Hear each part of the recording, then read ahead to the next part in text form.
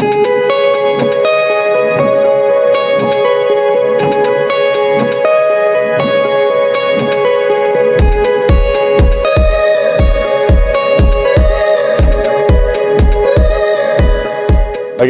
Assalamualaikum warahmatullahi wabarakatuh.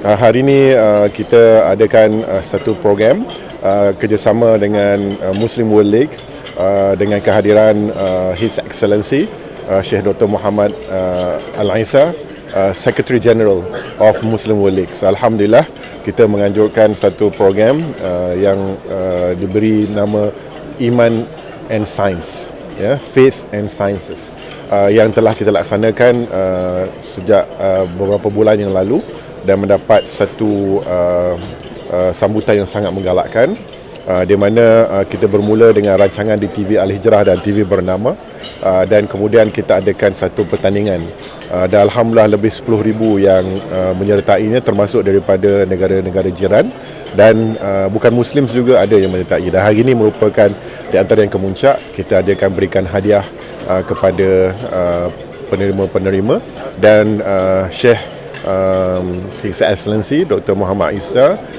menyampaikan ucap pertama berkenaan dengan Iman and Science dan juga keperluan kita menyebarluaskan pemikiran wasatiyah, kesederhanaan dalam Islam. Jadi umumnya Muslim World League ni mempunyai hubungan yang sangat baik dengan Malaysia, dan kita menganjurkan banyak program-program di Malaysia. Dan tahun ini insya-Allah kita akan meneruskan lagi kerjasama kita dengan Muslim World League. Akan diadakan pada Jun, 12 Jun dan 13 Jun. Ada 3 event besar yang akan dianjurkan secara bersama peringkat international. Yang pertama adalah the Third International Summit of Religious Leaders. Yang ini kita menggabungkan pimpinan-pimpinan agama daripada seluruh dunia akan berhimpun di Malaysia, dan kita jangkakan lebih 1,000 nanti peserta yang akan bersama-sama di dalam the third editions Summit of Religious Leaders. Ini merupakan salah satu daripada interfaith dialogues yang terbesar di peringkat dunia yang kita anjurkan buat kali ketiga. Yang kedua, kita akan anjurkan dipanggil the fourth editions of Southeast Asian Scholars, iaitu satu perhimpunan para ulama di Asia Tenggara.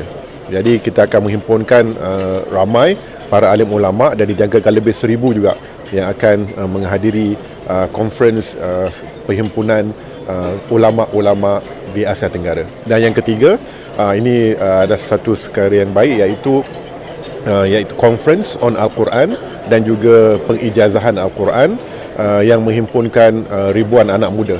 Kita akan menghimpunkan para hufaz kita, dan kita akan berkonferens berkenaan dengan Al-Quran dan juga berkenaan sekitar tentang penghayatan Al-Quran. Itu sedikit tahun ini kolaborasi kita dengan Muslim World League ataupun Rabitah Al-Alami Islami. Kita sebenarnya bekerjasama dengan Muslim World League, yang salah satu daripada organisasi yang antarabangsa yang terkehadapan. Kita ingin membawa satu naratif dan juga kefahaman Islam yang sebenar. Jadi dalam perbincangan ini, umpamanya dalam the third International Summit of Religious Leaders, kita menggunakan tema Religious Leaders to Resolve Conflicts. Bagaimana agamawan pelbagai agama boleh membantu kita menyelesaikan konflik-konflik dan krisis. Jadi ini yang kita ingin bawa, di mana peranan para agamawan, para ulama, bukan sahaja agamawan di perspektif orang Islam, tetapi juga dari agama-agama lain memainkan peranan untuk membawa keamanan dan juga kedamaian di dunia. Jadi pendekatan yang sederhana, pendekatan yang meraihkan perbezaan, itu yang ingin dibawa menerusi kolaborasi. Jadi mesejnya sangat penting. Mesejnya adalah mesej peace, keamanan. Bagaimana pendekatan yang sederhana, bagaimana kita meraihkan percambahan idea di antara religious leaders, pimpinan agama, dan kita cuba untuk mencari titik pertemuan dalam mempromosi keamanan, kedamaian, kestabilan. MOU ini adalah inisiatif daripada Muslim World League dan juga institusi-institusi di Malaysia, beberapa universiti, umumnya kerjasama berkenaan dengan kajian, penyelidikan, dan juga untuk menyebarluaskan lagi mesej yang ingin disampaikan oleh program ini. Alhamdulillah bermula dengan skala yang kecil, tetapi sambutannya sangat-sangat menggalakkan. Lalu kita meneroka peluang yang lebih besar lagi kerjasama. Ini yang kita rasa begitu teruja sekali, di mana Muslim World League juga ingin meneruskan program ini. Malahan program Iman dan Sains ini sangat-sangat bermanfaat kerana ianya memberikan satu kefahaman Islam yang sebenar, di mana sains dan Islam, iman dan sains itu adalah satu perkara yang tidak boleh dipisahkan.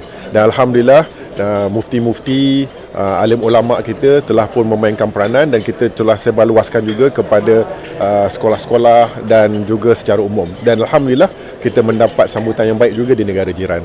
Inilah, insya-Allah kita usaha kecil ni kita akan gabungkan dengan usaha-usaha yang lain.